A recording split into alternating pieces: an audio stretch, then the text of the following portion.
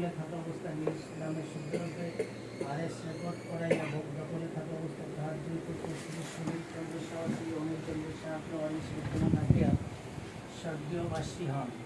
অতঃপর সুনীলচন্দ্র শাহ অনিল চন্দ্র শাহ পিতার কর্তৃক অনিঃসূত্রে জমির মালিক হইয়া উক্ত সম্পত্তি ভোগ দখলে থাকা অবস্থায় তাদের নিজ নিজ নামে এজমালিতে খতিয়ান 1793 নং ঢাকা সিটি জরিপ রেকর্ডভুক্ত করাইয়া জোট জমির মালিকও দখলকার বিদ্যমান আছে।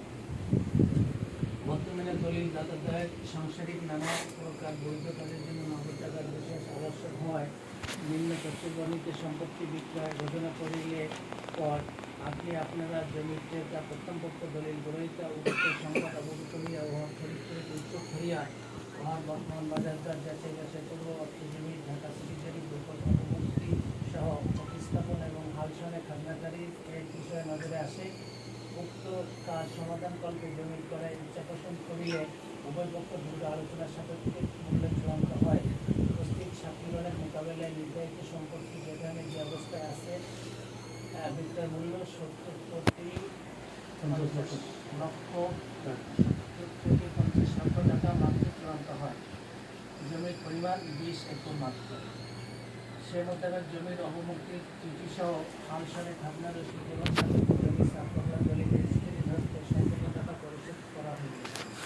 এইখানে আমরা দলিলদাতা ও গ্রহীতা পক্ষ দীর্ঘ আলোচনার মাধ্যমে সন্তুষ্ট হইয়া নিম্ন প্রতিবর্ণিত সম্পত্তি যাবতীয় বিষয়ে আইনভাবে ন্যায্যতার ভিত্তিতে যাহা করণীয় তাহা দলিলদাতাদ্বয় নিজ খরচ ও নিজ দায়িত্বে জমির কাগজপত্রের সমস্যা সমাধান করিয়া বিবেক মর্মে প্রতিশ্রুতি দিলে আমরা দলিল গ্রহীতাদ্বয় কয়েকটি শর্তাবলীতে পরস্পর সুসম্পর্ক বজায় রাখার স্বার্থে ভবিষ্যৎ জটিলতা নিরসনকল্পে উভয়পক্ষ দলিলদাতাদ্বয় ও দলিল গ্রহীতাদ্বয় মহান আল্লাহ আলমীর বিশেষ আস্থা রাখিয়া মূল্য নির্ধারণ ও জমি ক্রয় বিক্রয় চুক্তিপত্র অঙ্গীকারনামা দলিলে আবদ্ধ হইলাম এবং নিজ নিজ নাম সেই স্বাক্ষর সম্পাদন করিলাম।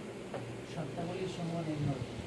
1 নিম্ন তফসিলবর্ণিত সম্পত্তি উহার সিটি জরিপে 1793 খতিয়ানের উপর জমির মালিকের জন্ম তারিখ সহ জাতীয় পরিচয়পত্রের নাম উল্লেখ করিয়া অবমুক্ত চিঠি সহ অনলাইন প্রদান করার জন্য যাবতীয় কাজের তহসিল অফিস সহকারী কমিশনার ভূমি অফিস ও এডিসি রেভিনিউ ডিসি